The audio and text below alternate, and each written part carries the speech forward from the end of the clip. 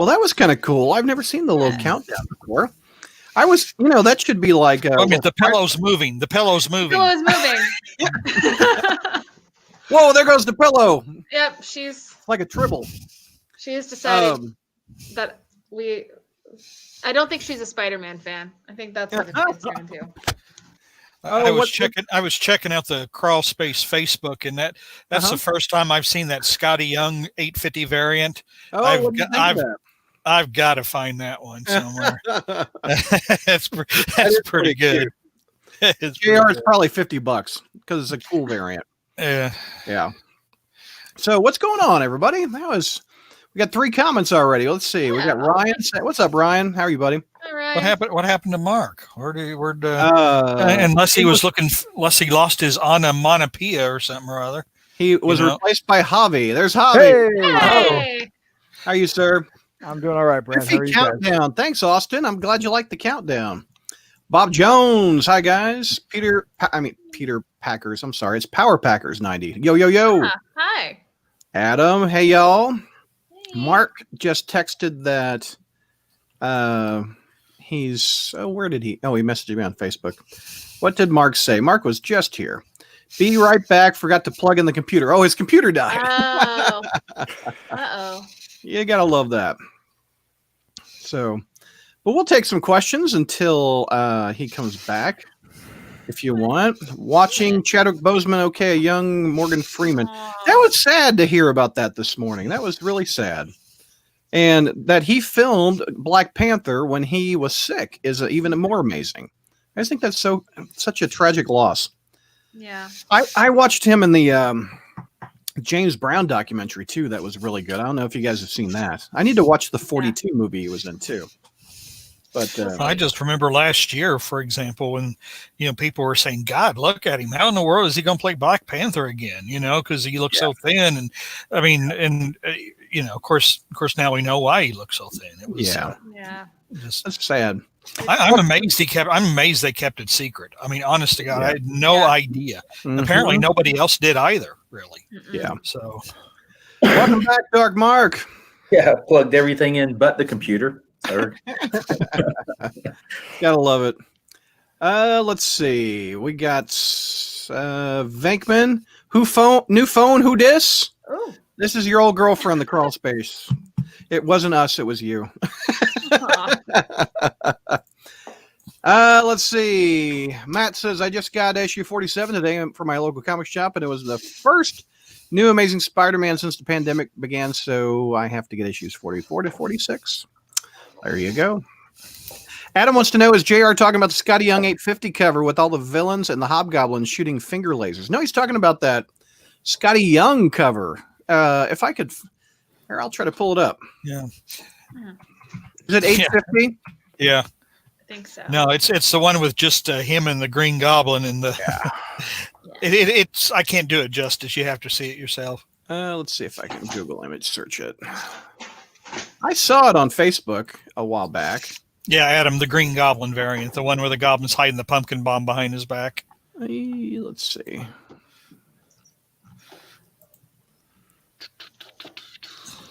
It just reminds me of the old Marvels, the Marvels that, and in fact, I used to read those to Spencer when he was little, and that was when Spider-Man and Venom were competing for the paper route, and they showed up on the yacht trying to deliver Norman Osborn's paper, and both Norman and Harry were dressed as goblins and stuff, and I used to read those to Spencer. That was funny.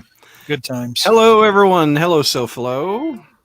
I'm tempted to make a bead out of Young's cover. Yeah, Ryan is a school teacher also, Mark. And he has those bead art. He's actually sent a few of us to us, which is kind of cool. Oh, Hobby, did you just send me the... Oh, yeah, there it is. I sure did. Okay, let me go put it in a tab. I didn't realize Power Packers in Kenosha. Yeah, that's cool. Very nice. Very, very cool. Nice. If I keep looking off screen to everybody on the audience, it's because I am dog sitting and the dog is deciding to check out everything in my room. right now. Well, if I hear you scream, we know what the dog did. Yeah. Is this let's see. what Michael Bailey's dogs are doing in the background that one Oh time? my God, that one time with Michael Bailey's dogs, that was What? insane. The dogs started fighting. We had a full dog fight in the background. It was just absolutely crazy. I think they were doing a little bit more than fighting. They were getting it on. I did not know that. Oh. Well, his wife was screaming that in the background that they were, and- get off of them. Yeah. I forgot about that. Okay, here we go. Let's see. live streaming, folks. You can't beat it. Yeah. Oh, there's McNulty. There you are. Hey. Okay. Javi, I'm trying to. Okay, I want this. As I mess with, I think Mike's mic is not working. Oh, paste. Up here it. Oh, what the heck? Oh. Okay, so It's a let's message. let's go to my private message from Javi. Maybe that will get it. Can you hear me now? Okay. Yeah, you're a little low, Yeah. but will this Okay, go let me full just screen? volume here. Will this work? Ah, there. Can you guys see it? Okay, there it is. Yeah. There we go. How adorable is that? I just think that's so cute. Very, very cute. So, because when you think of Norman Jr., you think of cute. I think of cute. You Absolutely. think of cute. Okay, so is that the first issue we're doing? I think it is. Let me look. Yes. Have you guys noticed since all this? No, I think. Have you noticed since they renumber it so often? I can't keep track of numbers. Can you guys keep track of numbers? Well, Yes. they do have that little legacy number thing in the corner. Yeah, but Kinda like, Yeah. The legacy number is just one more. But it's are one they more doing level. are they doing the legacy number for 850 then going back? Yes. Yes, they I are, can tell you For two next double month? size. Yeah. because it's a special issue. It's- We'll get two special that issues dumb? in a row. Have your cake and eat it too. Exactly. It's Yep. so Marvel. Let me see if what does this look like? Oh, that just covers you all up. What's up? Yeah. I don't mind. like that. I'm ugly anyway, so that's okay. Here, let's remove that and then put that up there. Okay, that's not bad. Oh, then the little crawl space live is covered up. Okay. I think they'll realize that we're live. Yeah. I would assume so. Smart-ass. There you go. That actually. Okay, there you go. That looks okay. Mhm. Okay, JR keeps looking behind him like he's expecting a goblin to creep up. Is there someone? Is the wife finally going to make an appearance after a No. decade? No, actually, what it was when K-Day was showing her beaded Spider-Man, I was thinking, I've got a Green Goblin one that Ryan made around here, and I was looking for it. I said, where did I put that thing? So that's actually what I was looking for was Ryan's own creative gift to myself. So Oh, look, I just stopped our cams from shrinking. Here we go. That's good. Brad is wearing a plain t-shirt without Spidey or the Crawl Space logo. What is going on? It's laundry day, bro. Saturday. This is what I lounge around the house, Hornacek. You could quote that. You could. Okay. X-Men dropped the legacy number. They won't when they get to a 50 or 100. I tell you right now. Yeah, they will not. they definitely will. Okay. Yeah. Are we ready? JR, Yes, you're we up are. first, if I remember correctly. Let me look. It's going to go JR, then Mike, and then Javi. So, all right. Coming down in 3, 2. Hey, Crawl Spacers. Welcome to our review show. Let's introduce the panel. We got Kelly. What's going on, Kelly? Hey, nothing much. Just dog sitting and reading comic books. Well, so are you getting paid at least to dog sit and read comic books? My roommate. So it's my roommate's dog. So I don't feel like Yeah. it's real dog sitting. So I told them they didn't have to pay me, and they Yeah. bought me a succulent with comic book. It's like a comic book printed, like pot, and it's Oh, neat. so Yeah. it's okay. So they paid you in pot. That sounds really bad. No, they paid me in a succulent, a plant. It's the Millennium Basic Girl equivalent of a thank you. Okay, that's cool. You know, pumpkin spice or a succulent. Oh, we're getting close to the pumpkin spice time of year too. So there you Wait a go. minute, It's that already close. out. It's already It's already here. out. Oh, it the is. It's all The good. succulent. Didn't Darren McGavin fight one of those in the old Night Stalker TV show? He fought a succulent. JR, Wasn't these that people aren't Something old like for that, you. yeah. Well, some of them are. Yeah. Actually, never mind. Speaking of old men, there's JR. What's going on, JR? There's an old man here. Where? Where? Well, the old man's in a new chair. I can't get over the new chair. You upgraded again. You got me a new angle on your camera. You got a new chair. You got a new ticker in there too, in that heart that's 3 sizes too small. I have a new lease on life and everything, I mean, I have but right now though, I'm being triggered by Kelly's background. I'm starting to have, I'm probably about halfway. I can change it. About halfway I through, like I'll probably start having seizures. And the only way to get you back in the chair is a Spider-Man push-up from that old topic we did. Yeah. Mhm. We have who just wrote in?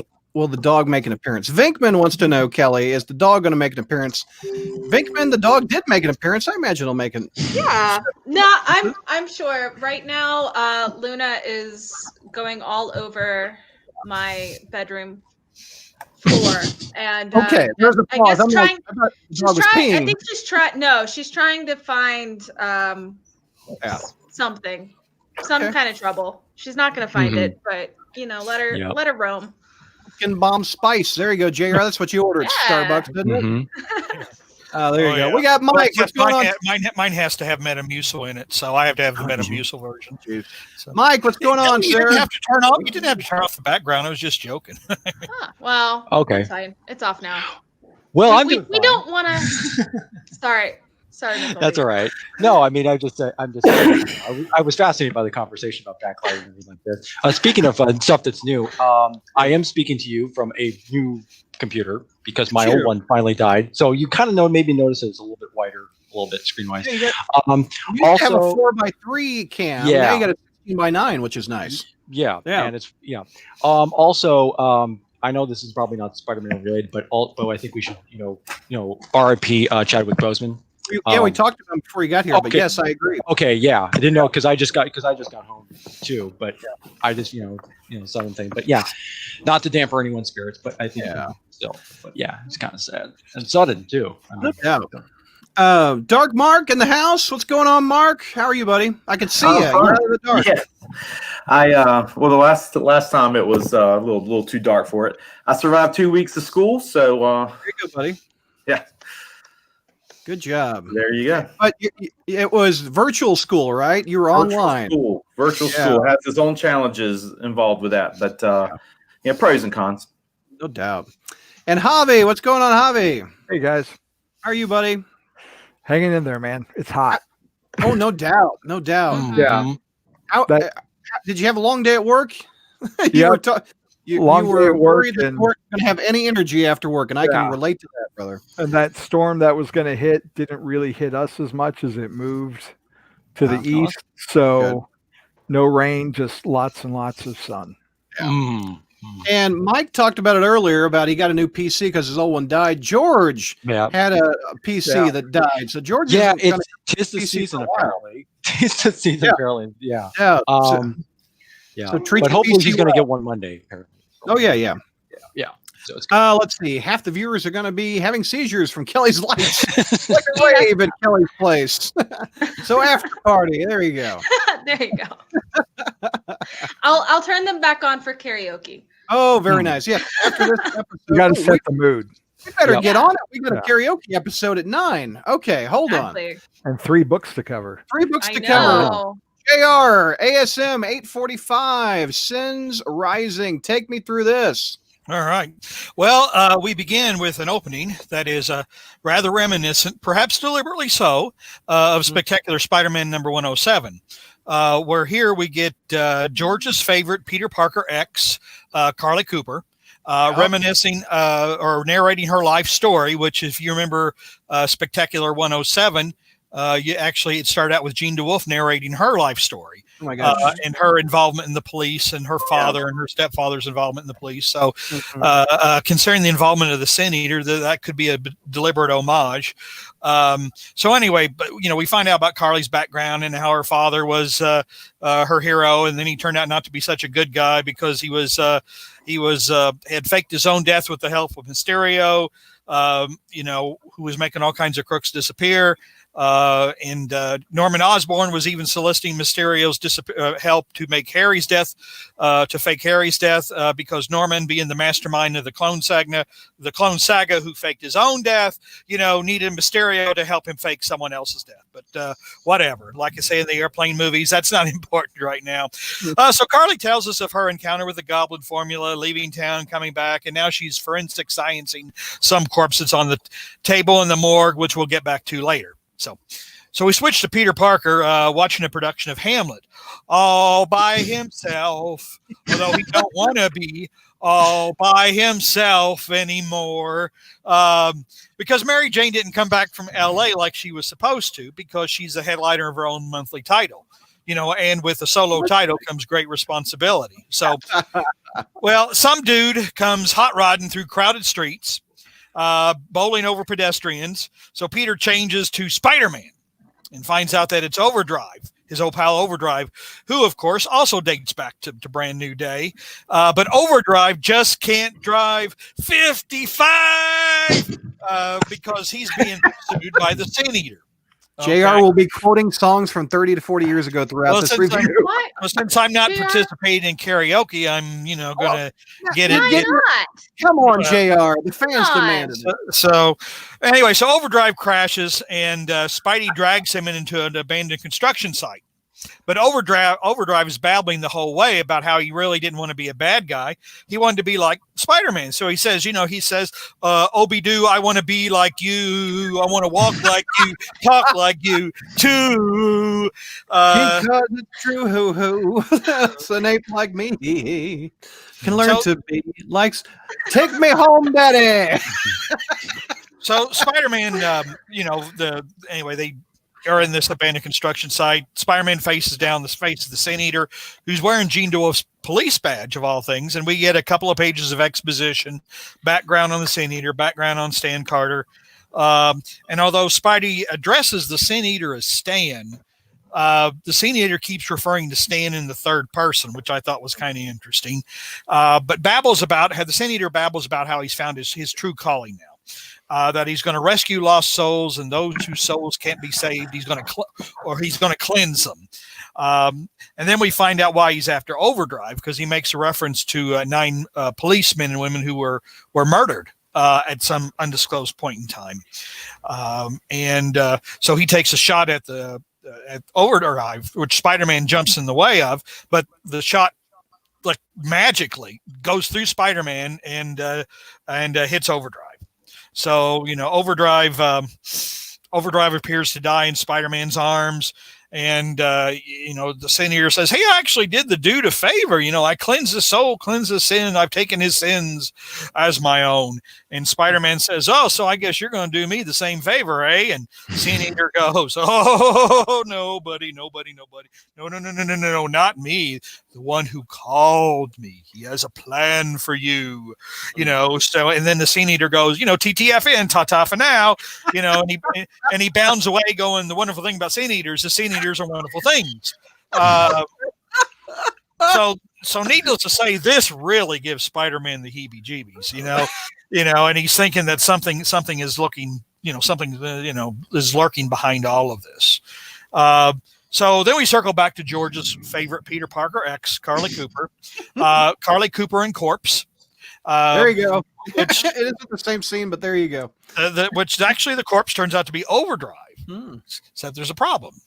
Overdrive is now missing the shotgun blast in his chest, and Carly's going, oh, wow, he just kind of pulled a Norman Osborn there, didn't he? He had a big hole in his chest and now it's healed, healed like, Benny Hinn, healed. So then Overdrive opens his eyes and he springs to life. To be continued. But that's not the end. That's not the end. Wait, there's more.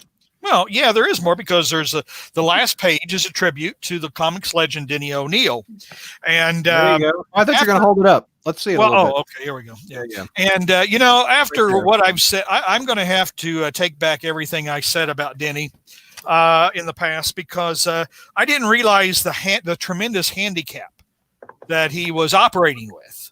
For example, because he grew up in a state. Oh that- no! He grew up in a state where they vote for dead people. And they vote for people who have a 13th century understanding of gynecology, and of course that state is Missouri. So Denny, it's a posthumous apology, but I had no idea, dude, that you were operating with such a disability. So forgive me for what I have said. Forgive me for my sins. Oh no, the sin eater's going to come after me and cleanse my soul now. I wish. You know? Are you done? Are you done? I'm Here, done now. let me boost your ego. Austin says JR's prepping for karaoke. I demand the JR musical. I'm a fan and I demand it. Is JR going to stick around for karaoke? Yeah. JR, turn on the dark, says Hornacek. I want to see you want JR to turn. No, you want to turn on the dark and turn off the sound. I want to see JR and turn off the dark goblin outfit, is what Adams says. This is an extra whimsical JR review. Pour one out for more Mel Carnahan. Dead but never died. Turns out Overdrive was just mostly dead. Okay, so your grade, you whimsical bastard. What would you give it? Well, I'm going to give it letter B, letter B, letter B, oh letter B. No, I'm going to give it a B. I don't know if you're going to ask for. You probably ask for pros and cons later. but I will. Let's go around the horn. Kelly, what's your grade? And if you can sing it and match like JR, just get extra points. I gave it a B. I'm Okay. gonna hold my voice until karaoke Okay. because Chad Kroger's Hero is really low for me. Oh yeah. So I don't want to Yeah, blow that's out all my the songs vocal you're cords. duetting. Mike, are you gonna let it be? I'm going to give it a be excellent to each other and party on, dudes. So Yeah. Have you seen the film Ted? I want to see it. I didn't see it yet. I haven't seen it yet. But technically it's more of a B plus actually because Yeah. I'll get to reasons why. But yeah. I got a B out of J. Kelly, what was yours again? B. And Mike is a B. Mark, what's yours? B minus. Are we going for another B out of Javi? No, I'm going to go with an A. There's something in the A that Mark Bagley brings. Oh, Yeah. All right. I'll fair. give you that. Yeah. I'm giving it a C, lowest grade of the Whoa. podcast. Ooh. I'm not digging the story And at the all. most common musical chord, by the way, too. No, see, I'm just not digging it. Not digging it at all. Josh says every JR review is whimsical. It's like having your grandpa read you a bedtime story. That's funny because George once referred to it as having a drunk uncle read you a story. So yeah. Austin says I like these issues more than I thought I would. A minus out of Josh. SoFlo A plus. This is the best comic ever for SoFlo. That song is awesome. They say that A. Okay. I don't know. It's tonight's crawl space. It's going to be a Whose Line game where they quote song titles. Isn't every episode like that? Okay. Something like that, yeah. JR, we hear pros for that big B that you got. That sounds. well, it was. You know, it Real was, quick, I guess in a way it was. the grandpa on the Princess Bride. Yeah, I guess was that Billy Crystal? Was that the character he's referring to? But or was it Peter Falk? Maybe it was Peter Falk. Peter Falk. Peter Yeah. Falk, yeah, yeah. Columbo, Okay. reading you a bedtime story. Just one more thing, kid. Yeah. This is the first thing. This is the first time I really felt I was reading the beginning of a story instead of just something that was marking time.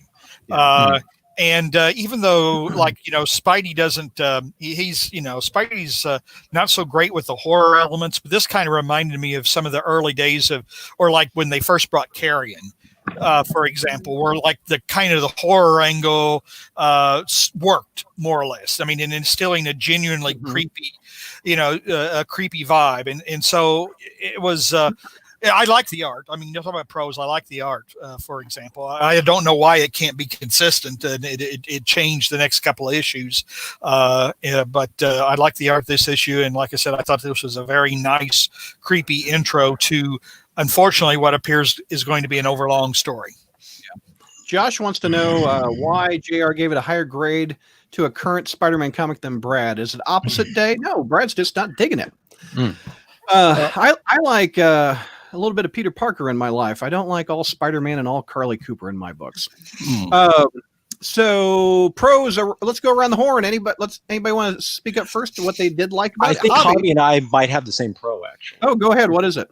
Javi, you could go ahead, because I think I know what it's going to be. It probably has to do something with a certain Mark Bagley returning to the Amazing Spider-Man. That was a pro. I'll give you that. Yeah. I mean, you can't beat having Mark Bagley on a book that he made his name on in the early '90s.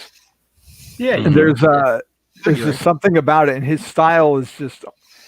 I mean, they say practice makes perfect, and he's did like 100+ issues of Ultimate Spider-Man. I don't even know how many issues of Amazing Life Story. I mean, it just gets better and better every time he's back on the titles. So having him back for something that hopefully will be a landmark or a conclusion is it's pretty awesome, I think. Mm-hmm. Was that the same pro, Mike? Oh yeah, I agree. I don't think any of us hate Mark Bagley art. I think we all. And I agree with you. Mark Bags. What? Well, here we go. This issue, but that's cons, right? So I'll just keep them out. Oh my gosh. Okay. Well, I mean, I'm with Javi. I think Mark Bagley, he's one of those guys that has improved over time, even though stylistically you can still tell who it is. But it's just because he's definitely kind of evolved, I think, is in terms of as an artist and everything like that. I mean, especially it's one of those. I mean, his stuff always kind of pops out, and it's always like so. When he I agree with Javi. He's like when he's on the book, that something it's worth. They're building to something worthwhile and everything. Hopefully, which is why it's kind of a disappointment when we get the next artists in the next couple of issues and the parts and everything. But But it gives it that classic feel. Mm-hmm. Yeah, of a classic Spider-Man story. And touching on what JR said, I mean, the intro being parallel to the death of Jean DeWolf. I mean, that's 100% not a coincidence. I mean, this is the guy that's referenced, web spinners and 100 million other different little Spider-Man things that I'd forgotten. I mean, without a doubt, he's trying to conjure up the death of Jean DeWolf, kind of like how he did with Hunted and Kraven's Last Hunt. And it's, this seems to be a little tighter story than Hunted was. So hopefully he'll be able to be more successful this time. And so let's hear some other pros from those that liked this book. So I won't be talking. We finally got Overdrive's name. Yes, we did. Oh, what's his name again? I forget. James Baldwin. James Baldwin. Okay. Were you really wanting that, Dark Mark? I wasn't really. Man, I got to get that Overdrive name. I mean, I wasn't like, oh my gosh, when will they ever give it to me? But it was nice, because he's been around all this time. He was in the whole Superiors Foes run, and we never knew him other than just Overdrive. So there's lots of potential there. Well, he has been around for a decade since Brand New Day, and Dark Mark has a fondness for bad villains. I know, so probably you really wanted to Shakespeare. So there's a win-win for me. Wow. There you go. Kelly, any pros that we haven't mentioned that? I mean, really, it's a good setup for the story. So I'm excited that it definitely feels like the beginning of something. But other than that, I think it's mostly really Bagley's art and just the fact that we're to me, this feels like the start of the Kindred story. So I'm excited to be able to actually sink our teeth into this, and we're ready to go. So that's mostly my pro on it. Do you guys think this is the end of the Kindred story, or are we just finally getting to who he is and now we're going to fight? This is the end of the beginning. And End of the beginning. Okay, that Oh. makes sense. JR, cons. It's your review. What do you got? Oh, well, I really didn't really. I don't. I'm trying to think if I really have any cons. I mean, I thought it was a perfectly enjoyable issue. No, I really didn't have any cons. Okay. I do have. go ahead, I do Mike. have one. Is it Mary Jane? No. It's mainly because I think there was too many times where you had these exposition dumps, like, oh, I remember, blah, blah, blah, goes where Spencer kind of, he did that like 3 times in this. I was initially going to give Carly that whole thing with Carly Cooper, prefacing the entire story, like devoting all that stuff to backstory as a con, until I realized not only is it referencing Jean DeWolf, but I think that this is going into conspiratorial theory, folks. But there is a specific reason why I think Spencer put that in there, besides the fact that a homage to Who Killed Jean DeWolf. Why? Because if you read the Discord page, you know why. I didn't read the Discord page. What happened? Because I believe that Kindred is Carly, or rather, Kindred is actually Carly's shadow in a way. I know, Carly? but if you put Carly and Kindred side by side, you can see a lot of parallels. Like what? Okay, I got 7 of them. Whoa! I didn't know yeah. it was on demand. Uh-huh. Go ahead. Oh yeah. Oh, I got a few of them. You can brought- actually- are you in a necktie? Did you I dress was wearing up? a necktie. I was wearing a necktie. Oh, okay, I was thought you wearing had it a tie. out. I'm like, Yeah. you were really Yeah. dressed up, making Yeah. us look like fucks. No, but yeah, I mean, I've got 7 reasons why. You Because sound like a clickbait website. I've got 7 reasons why. I know, but You won't no. believe what number 4 is. Well, Go okay. ahead. Okay, let me see if I can count them off. Aside from, let's see, number 1, Kindred, if you notice, he kind of talks a little bit like in a lover's term. Carly Cooper was Peter's ex-girlfriend. And number 2, Kindred always talks about, Kindred's entire MO is like how he believes that Spider-Man kind of ruined it's actually the real endangered people's loved ones' lives and ruins them because he's Spider-Man. If you look at Carly Cooper's story, that totally happened. Number 3, Kindred kind of knows who Norman Osborn is. So does Carly. In fact, she was friends with Terry Osborn and Lily Hollister, and she also became a goblin, as evidenced by the backstory too. Number 4, she is best friend. Kindred was very protective of Mary Jane. In fact, he arranged it for her to basically leave the book to Hollywood and everything. And who is Mary Jane's best friend? Carly Cooper, who they talked about Peter quite a lot. Number 5, Kindred is also kind of has, let's see, number 5. Oh wait, number 5.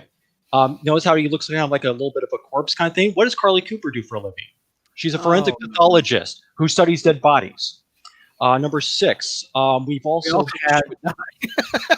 Number 6, we've also had situations where, if you remember, Kindred kind of feels like, the idea with kindred spirits and everything. Remember, I know this is kind of meta, but through Banner Day, we've been always told that, Carly and Peter were so perfect for each other. They would have so much in common. You might even say they were kindred spirits.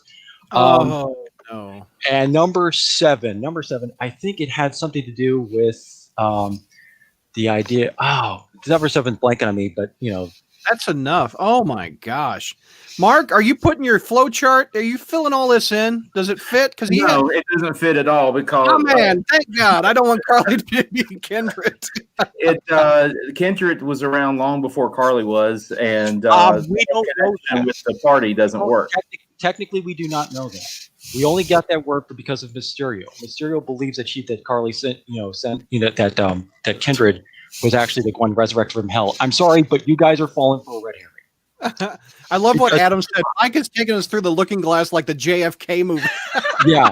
Mm-hmm. Oh yeah. Good one. I know. I mean, because the thing is, I think it's tied back to the lookups. The what? The lookups. You know, the Spider-Man's to be the superhero support group because Oh, the hookups. Oh, yeah. because they have because I think We haven't mentioned them in a year or so. well Yeah. yeah.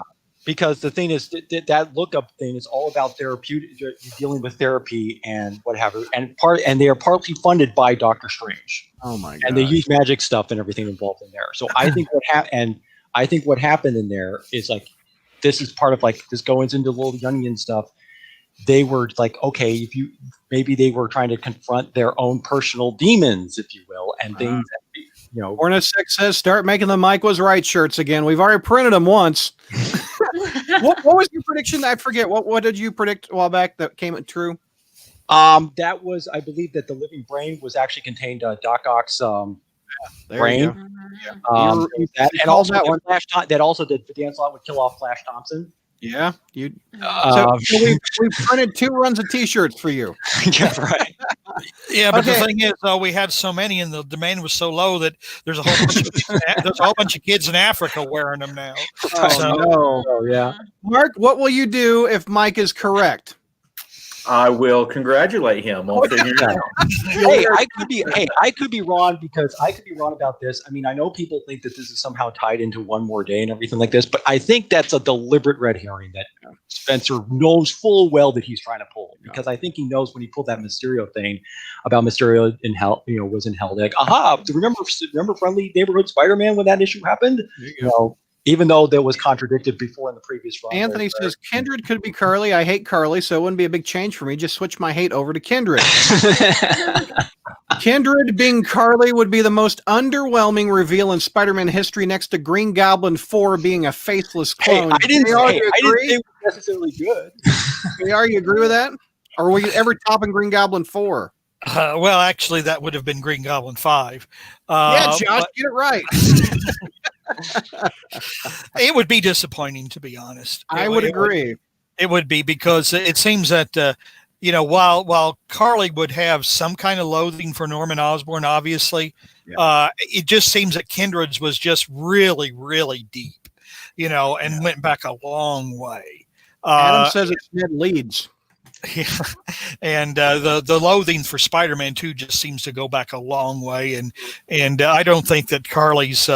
It just didn't strike me that Carly has that enough of a history. But All right, Mike, let's continue your conspiracy theory with this issue. Go ahead, sir. Okay, we come to issue 46 with a different artist whose name I completely blanked on, but that's all right. Marcelo Ferreira. Ferreira, yeah. Ferreira. It's not Bagley, because come on. His nickname is not Bagley. I like that. But but before we preface this, I have to preface this issue because once again, because Spencer loves the nonlinear narratives. Throughout like the first half of this issue, we get a lot of these interludes involving person on the street kind of interviews conducted with Nora Winters, who are basically eyewitness accounts of what actually happens. And also we also get some stuff about Spider-Man interjecting what happened too. He's talking to somebody. We'll find out later. But suffice to say, what happens is the Lethal Legion, led by Count Nefaria and all these other more bad villains galore, basically decide to raid this, I guess, an auditorium to basically steal the scientific MacGuffin. It doesn't really matter what the scientific MacGuffin is, because that's not really important in the story. But suffice to say, Count Nefaria needs it to cure him, whatever it is. And so the Lethal Legion, true to their name, start killing civilians. Spider-Man shows up to try to stop him, but he's a little bit off his game because, again, he's a little freaked out by what happened with last issue involving Sin Eater and Overdrive. And who should show up in his pimped out van but Sin Eater? And why is it a pimped out van? Because Sin Eater has become Sylar from Heroes, essentially. Because anytime he purges somebody from their sins, he absorbs their powers. So when he basically removed, Overdrive Sin, he also gained his powers. And so when he comes in and starts blasting away with his magic shotgun, he's basically, he starts absorbing the other villain powers. And at one point, he uses the Grey Gargoyle's powers to to basically turn Spider-Man to stone temporarily, because he wants Spider-Man to witness something very important. You must watch this. He goes over to Count Nefaria and basically blows him away, point blank in the head. And as the crowd watches this, they all cheer and applaud. Yay! Hooray for the cop killing serial killer, I guess. And then the senator basically tells Spider-Man, you see, your days are over. Nobody wants your bleeding heart do-gooderism anymore. They rather prefer my methods. I mean, kind of like when you were the Superior Spider-Man and shot Massacre point blank and everything, which by the way has never been resolved. Ninja vanished and he disappears, and leaving Spider-Man to kind of stew like everything like this. After Nora Winters gets all these interviews, she then goes to. We then, of course, hear that sure enough, all the Lethal Legion, they're resurrected. But something weird happens to them. They kind of become very much like a Roddy McDowell. No, not Roddy McDowell. It's He's playing the apes. No. Yeah, I'm not wrong one. I'm thinking of Alex from Clockwork Orange. Yeah. Oh, okay. Yeah. Because Malcolm McDowell. Malcolm McDowell, thank you. Because The man that killed Kirk. because not only are they no longer evil, they no longer have any aggression. They're kind of cowardly wimps, basically. They don't know how to defend themselves, essentially. They have and they're all very apologetic and stuff. They're very kind of like spineless. And so they end up getting taken to Arkham Asylum. Ravencroft. I know, because Ravencroft is basically Arkham Asylum for Marvel. I mean, come on, let's admit it. And while Nora is there, she finds out that the new head of Ravencroft is Norman Osborn. There you go, JR. And so she's like, wait a minute, how did the heck you were a patient here? How are you running this place? And Norman Osborn basically just says, because screw the rules, I have money. I mean, that's basically what it amounts to. And so he allows Nora to basically conduct one interview with Count Nefaria. But there's also kind of a mention that there's something mysterious behind this like vault door that we're not supposed, some thing that they're trying to keep locked away, like whatever this boom thing behind this big giant vault door, which I'm sure will come in later. But Nora interviews Count Nefaria, and Nefaria's like, kind of freaked out. I'm really, really sorry for what happened, and I should be punished, and blah blah blah. But he's also kind of losing his memory; he's kind of hazy and everything.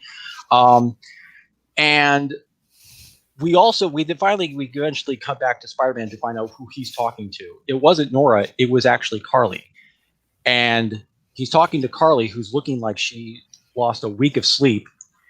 And he's talking, and they are in the hospital where Overdrive is hooked up to life support. And Spider-Man was basically, okay, what happened when Overdrive came back to life? Because what happened here? Why is he like this? He assumes the Senator has something to do with it. But speaking of the Senator, he confronts Nora in a parking lot and inside her car, and there's a big blam. And to be continued. Okay, what's your grade? I'm also giving this a B as well. I mean, a little bit of a slightly downgrade because of from the other thing, but Dark Mark, what's your grade? A. Javi, A-. JR, I gave it a C+. Kelly.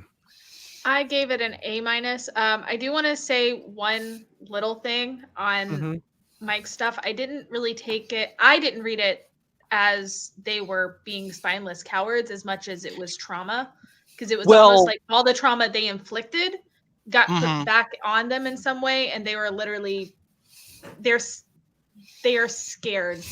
Well, yeah, but the point is that they have no aggression. I mean, I made the spineless cowards as an exaggeration, but they have no aggression whatsoever, to the point they can't even defend themselves necessarily. They're almost they literally cannot help but do.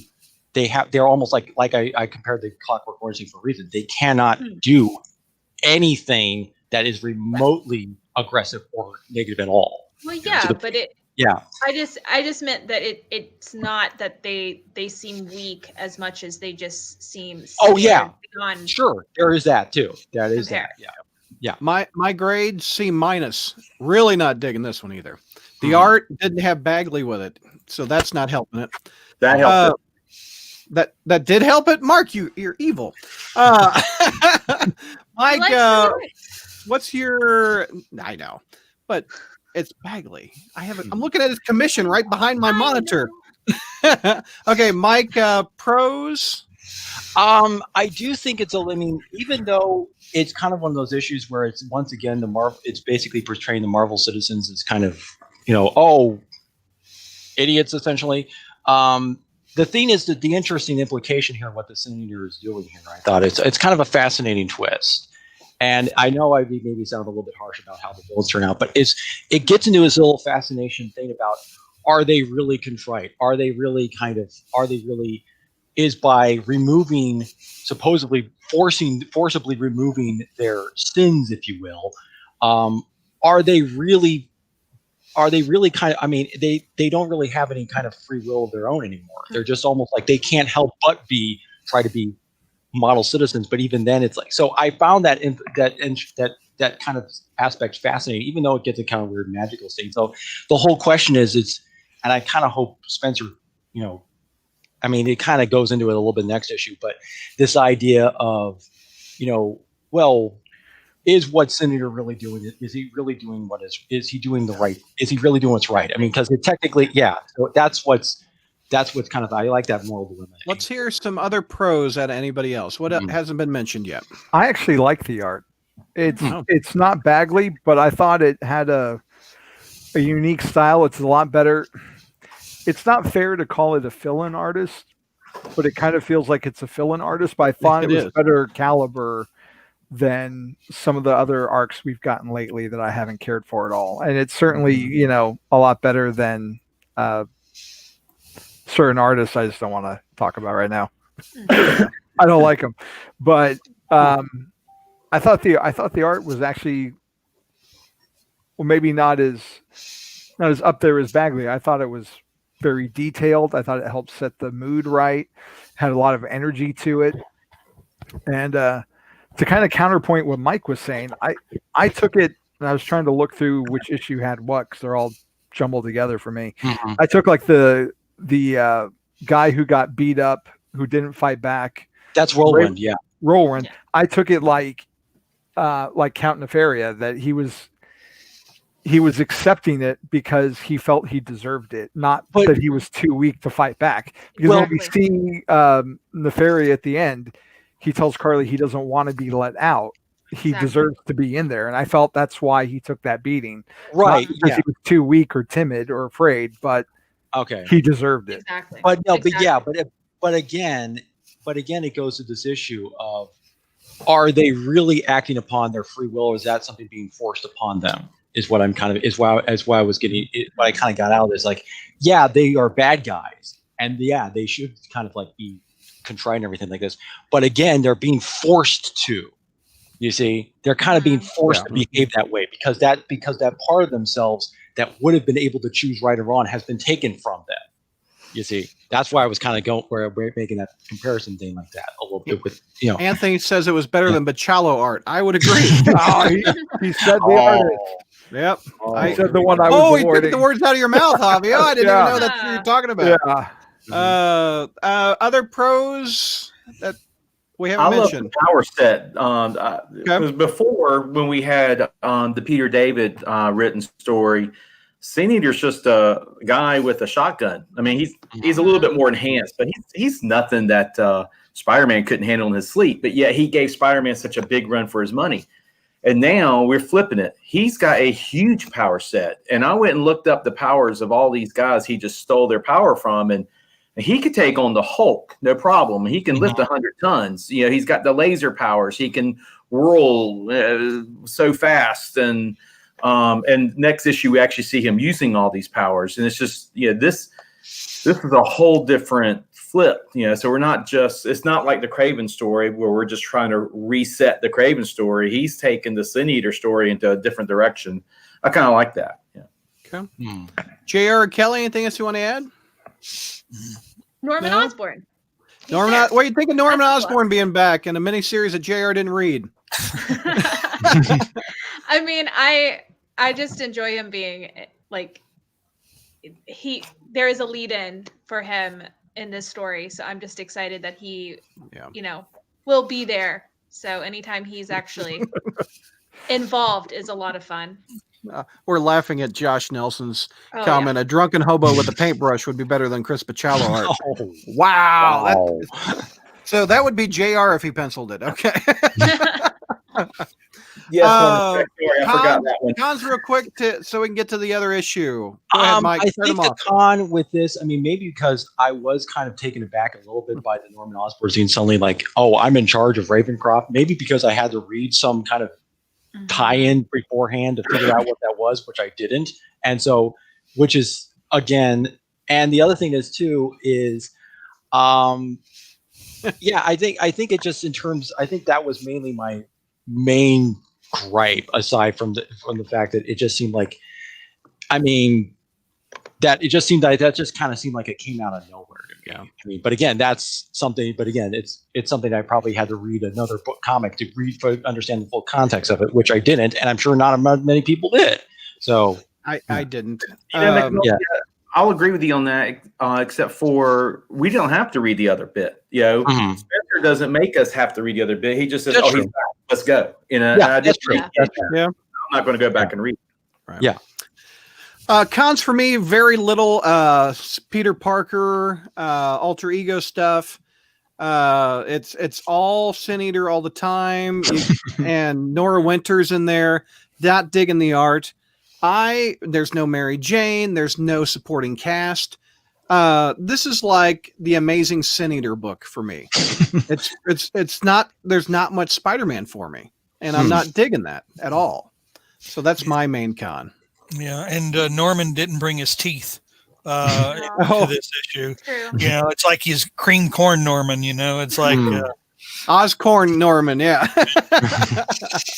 All right. dude, Unless It's we hard, have to, any hard other. to be sinister when you have no teeth. By the way, Devil Breaker wants to make this joke. It's the Senator thinks he's an angel with a shotgun. There you go. Any other comments before we move on, so we're not late for the 9:00 show? All right, Javi. If All right. memory serves correct, you got this one. Yep, short and sweet here. Hit it. Nora's showing Jonah the video she made of Sin Eater's manifesto. As it turns out, she shot him after he surprised her at the end of last issue's cliffhanger, but he pulled the bullet out magically and healed. So Nora releases the video and it goes viral, attracting followers to his word. At McCarthy Medical, Spidey's visiting a comatose Overdrive and Carly. She reveals that fellow officers left him in that state, not some sinister side effect from being shot by the Sin Eater. So that theory of Spidey's is out the window. Mm-hmm. At Union Square, Sin Eater is gathering his flock, and all who enter don his face mask and wear a similar attire. Spidey sneaks in as a mysterious new acolyte begs to be cleansed. Sin Eater is going to oblige them when the web slinger leaps into action.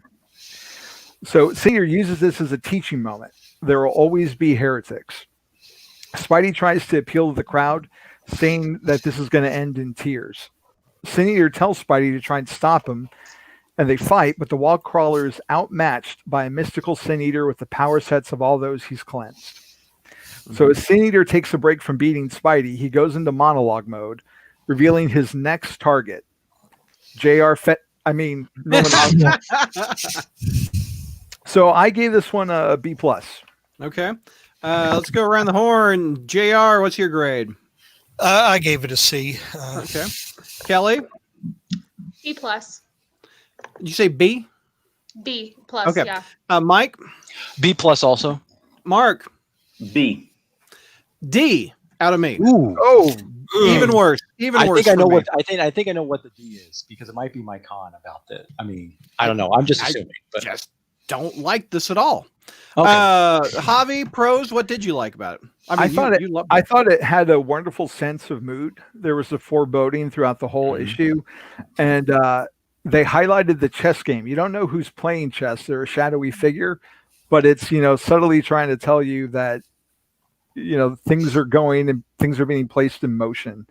And I like that it delved deeper into it wasn't just a good guy versus a bad guy, but it's dragging in the populace of New York into the story and trying to say something about human nature. Yep. I get what you're saying, Brad, about not enough Peter. And I Mhm. also, that the tone isn't right for Amazing, but It's not. every now and then, I think it is okay to have these stories that stand out and call attention to themselves for being a little bit different. And maybe by the end of it, we'll have a better sense. But the way that there's not enough Spider-Man in it, though, dude. There just is not. I mean, do you find there's enough Spider-Man in it, or is the Sin Eater the star of this book? I felt there was less Spidey in this issue Yeah. compared to the other ones.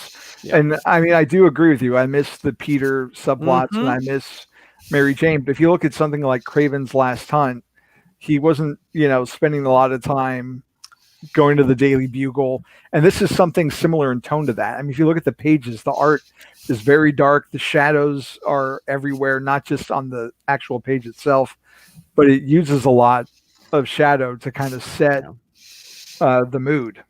I real quick, I think Joshua said the rudest thing ever. I am turning into JR. I would take that as a compliment, I Brad. was insulted, Brad, not you. You were insulted, JR. Brad is more negative with his grading when he isn't wearing a Spider-Man crawl shirt. Spider-Man crawl shirt. There you go. There you go, Brad. Oh my gosh. But Go ahead, everybody.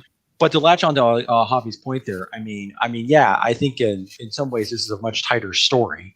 Number one. Number two, even though as much as I was kind of almost like jokingly about when Carly says like, prior to my, finding out my dad was, actually a piece of dirt, I always, I learned not to judge people by their surface. I'm like, oh, so you mean that's what you were doing before? I guess you were not a very good detective, but no, but to talk about the human nature thing, yeah, like it or not, there is an ugly side to humanity in the sense that we are willing to follow those who we think who tells us what to hear. And I know I don't want to get too political or anything, but I mean, if you, whatever you regard as the political spectrum, I mean, you can kind of, and Spencer can get political, as we know. There is a little bit of some parallels there with the people coming to Sin Eater, watching their little viral thing and taking up like a figure, like a mask type thing or signia of his as an attire. To counterpoint Javi's point, with Craven's Last Hunt, you had Mary Jane, you had Craven, and you had Spider-Man. 3 moving parts in that story. This one's got Kindred. This one's got Nora Winters. This one's got what's her name? Well, it doesn't really have Kindred though. No. Well, Kindred, Sin Eater is Kindred's minion, right? Is that what I'm getting? So he's in the background. It's not like Craven had somebody pulling his strings. Well, you had Vermin in it. But we're not getting the monologues of like Kindred, laying out his plan. I don't. There's not enough Peter in it for me. There's not enough Spider-Man. It's really, he has taken a back seat in the Amazing Spider-Man book, in my opinion. And I don't like that. The other writers in 50 plus years have been able to balance the villain with the hero a little bit more than that. That's what's going on here, in my opinion. So that's why I'm giving it a D. And I am drinking Metamucil with JR now, evidently. Any other? Let's hear some other cons before we wrap the show up. I didn't like the artwork. Carly looked so ugly. Yeah. Let's take a look at her. She looks like she aged like 40 years. No, Carly, not black as sleep. Oh, that's Nora, isn't it? I can't even Nora. tell with this artist. Yeah, the art's kind of not really. It's not the best. No. Yeah. Right. The other thing I didn't really like about this is when Cena, and I hope Spencer addresses this next issue, where she basically said that Spider-Man thinks himself superior, that he screens above himself. Like, and I hope Spider-Man says, dude, that's not. He's never, because Spider-Man has never really thought that. He did. The last time he thought that himself was before his Uncle Ben was murdered. Mm-hmm. Because he doesn't. Because Spider-Man is the one guy who does not think himself better than anybody else. That he sees himself that he's just a guy. It's just because he has these powers that, he feels like he has a responsibility to use them. It's not because he feels that these powers make him above everybody else. So I hope that next issue he somehow counters that line of BS that Sin Eater just gave him towards the end there a little bit. Mm-hmm. But I don't know. Who knows? If it doesn't, I trust Spencer to kind of at least have Spider-Man rebuke that at some point. I Yeah. hope. Yeah. Brad, Go ahead. Go ahead, JR. No, I was just going to say. I mean, since Brad is turning into me, I was actually going to kind of grudgingly support a point he was making. Go ahead. I don't. I don't know that I don't know that I necessarily agree that it's well, there's not enough Spider-Man, but it's like, okay, here we are, the story's starting to sag now, Yep. and it kind of like I was thinking when I read this originally, it's like, should I just stop reading floppies? Should I just stop reading monthly? Should I just wait for the trade? Because it might all make sense in a trade. I mean, for example, all of like Brad's issues. Well, Brad has too many issues to be corrected, but but his issues with the story, maybe they'll be resolved in parts 4, 5, and 6. It'll come roaring back. But For it's $4, like, $4, you didn't figure this out. yeah, Yeah. it's like it just kind of like, okay, we start out strong and now we're dragging again. So Padding it out. Yeah. Kelly, any thoughts, or should we wrap it up? What do you think? I mean, honestly, I agree with most of you guys. I think that my biggest thing is I think that this is trying to set it up as everyone's going to turn against Peter, and that's kind of a part of Kindred's plan. Yeah. And I think that that's where that line came from. Like, I don't think that it's intended of Peter thinking that he's actually above everybody else. We know that he doesn't think that, but if the public thinks he's superior thinking, then things are going to get a little bit hairy. And I think that was the intention behind that. So Sure. I'm ready to see Pete redeem himself from that. I'm ready to see Obviously Pete in his own book. He will be there. I think it's mostly just there's a lot of depth in what this story is supposed to be. And it's just kind of spinning its wheels. It's a really slow start. Enigma wants to know if anybody cares at this point who Kindred is. I bet Mark does. I do. Yeah, I care, but I'm losing interest the longer We kind of need this resolved, I think. Yeah. At some point. Brad, can you do me a favor? Put the cover up on the screen. Of this issue. Yes. Yeah. This is my biggest con. Here. Not the- there you go. Okay, nowhere in this whole entire issue are there any demonic reindeer, and we have demonic reindeer here. What the heck? Yeah. Well, Spider-Man's not playing any of his little reindeer games like Rudolph. He's not playing. He's going to take those trees out. But we never saw. It's probably hidden in a miniseries somewhere that we didn't see solicited. Spider-Man versus the reindeer trees. Yeah. Anyway, guess what, gang? We are going to do some karaoke. So for the people that are still that are in this call, you don't have to sing. You can sit and judge. If you would like, me and Kelly and Mike as we sing. And Javi, too. Are you going to sing, Javi? No, I'm going to turn in for the night. Oh, you don't want to sit and JR, you've been judging me for years. You don't want to sit and watch us sing? Well, no, I mean, I don't need any new material. I mean, it's like, and plus, when we do more shows next month, you'll just give me more material. So I don't even need this. But, All right. It's Mark- been a long week for me, so I'm going to turn into. All right. And Mark, you're bowing out too. You said the internet can't handle it? Biblically based that I shouldn't be doing any singing. All right. So we're going to start the show up in just a minute. Thank you all for watching. We got that done in an hour 3. Facebook's going to kill my thing if I don't start the next show. So, all right, we will be back. JR, Mark, and Javi, always a pleasure. Right. I will Right. see Night, you. everyone. See ya. Mike, I will send you an